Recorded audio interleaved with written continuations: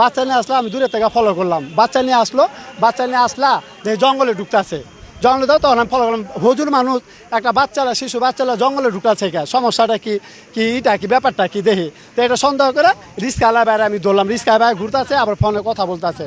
তা আমি বললাম তুই কথা বলতেছে কার লাগে, বই লাগে? কয় না। আমি কেন একটা হুজুর দেখলাম, হুজুর একটা বাচ্চা লিয়া ঢুকলো, তে জঙ্গলে ঢুকলো, বাচ্চাটা লিয়া দেখতো। কলা হয় আমি খুঁজতাছি, আমি খুঁজতেছি। তাহলে আমরা ভাই আহান যাই, তাহলে আমার শরীরে শক্তি নেই, আমি অসুস্থ মানুষই। তা আমাদের রিস্কাওয়ালা বাইরে করলাম, বলে তুই ঢুকে গিয়া দেখে ওই আপনি পেন খুলা যেগুলা ব্যবহার করতে আছে। পরে দেখা তো মনটা দুঃখ লাগলো আমাদের মা বোন কেন রাস্তাঘাটে চলতে পারবো না কেন? আমরা সরকারের কাছে এটা প্রতিবাদ চাই, আমরা সরকারের পাবলিকের কাছে প্রতিবাদ চাই, আইনের লোকের কাছে আমরা প্রতিবাদ চাই। আমাদের মা বোনকে বাড়তে থাকবো না, ঘুরে থাকবো না। না হুজুর চাই যা, যুবক চাই যা, এ মতো নাই না। এই বন্ধার মাঝে জঙ্গলের ভিতরে ভয় কাম করবো। আমরা এই দেশের সরকারের কাছে আমরা বিচার চাই। একটা লোক হাইছে, আওয়ার পরে বলতেছে একটা মোল্লা একটা ছোট বাচ্চারে নিয়ে ভিতরে ঢুকছে। তা আমি বললাম তা আসেন, হ্যাঁ হলো সাহস নাই। পরে আমি রিক্সা রাইখা ভিতরে ঢুকছি, যা দেখি এই পিচির সাথে ওই খারাপ কাজ করতে আছে। কাজ করার পরে শহরে ধরে নিয়ে গেছি। আমি একলা পারি না, ভাই একটু সহযোগিতা করছে। পরে নিয়ে যাওয়ার পরে মেন রাস্তায় বাইরে হয়েছি। হ্যাঁ, ভাইরা আইসে, আওয়ার পরে স্যারেরা আর কি র্যাব ডাইন সাইডে ঢুকছিল। হেরাবার আওয়ার পরে জিজ্ঞেস করছে কি হয়েছে, পরে বলছি। পরের পরে হ্যাঁ গো র্যাবের সহযোগিতা লইছি আমরা।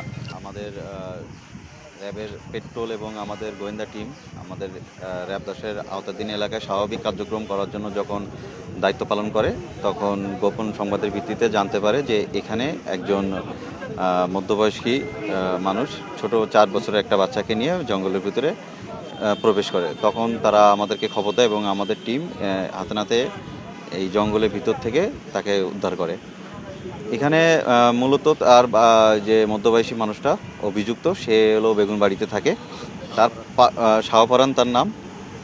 সে তার পার্শ্ববর্তী একটা মেয়েকে প্রলোভন দেখিয়ে এখানে নিয়ে আসে এবং তার উদ্দেশ্য ছিল মেয়েটাকে ধর্ষণ করার। এবং সে লোকটা স্বীকার করেছে যে সে হলো তাকে খারাপ কাজের উদ্দেশ্যে এখানে নিয়ে আসা। পরবর্তীতে আমরা তাকে আটক করি, আটক করে তার পরিবারকে খবর দিই। তার পরিবার আসে, এসে তাকে চিনতে পারে যে সেই কাজ করে। সে আমাদের যে অভিযুক্ত, সে মূলত একজন চা বিক্রেতা। সে ফ্লাক্সে করে চা বিক্রি করে এবং তার এরা অনেক দিন ধরেই সে এটা উৎপত্তি ছিল যে মেয়েটাকে সে তার লালসা স্বীকার করবে এবং সে এই উদ্দেশ্যে এখানে নিয়ে আসে এবং আমাদের র্যাবের টিম, আভিযানিক টিম তাদেরকে হাতে নাতে আটক করে।